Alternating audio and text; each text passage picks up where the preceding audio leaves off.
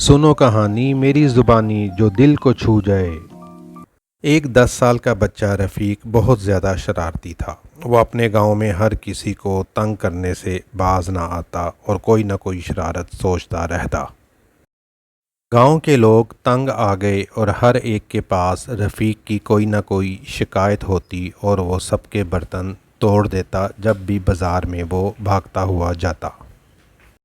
ایک دن تو حد ہی ہو گئی۔ رفیق گاؤں کی مسجد کے مینار کے اوپر چڑھ گیا اور ہر ایک کی طرف آوازیں کسنے لگا اور زور زور سے ہنسنے لگا۔ گاؤں کے لوگوں نے مشورہ کیا کہ اب ہم رفیق سے کوئی بات نہیں کریں گے اور نہ ہی اس کو ڈانٹیں گے۔ وہ ایک شرارتی بچہ ہے، اس کا جو دل کرتا ہے وہ کرے۔ رفیق بازار میں شرارتیں کرتے ہوئے جا رہا تھا، لیکن کوئی اس کی طرف توجہ نہیں دے رہا تھا اور نہ ہی اسے کوئی کچھ کہہ رہا تھا۔ رفیق نے جب دیکھا کہ اسے کوئی کچھ نہیں کہتا، کوئی نہیں ڈانٹتا، تو وہ اداس رہنے لگا اور سمجھ گیا کہ سب اس سے ناراض ہیں۔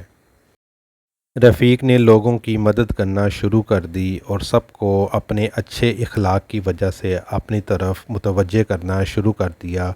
وہ بڑوں سے محبت سے اور ادب سے بات کرنے لگا اور ہر ایک کی بات ماننے لگا اور ہر ایک کی مدد کرنے لگا۔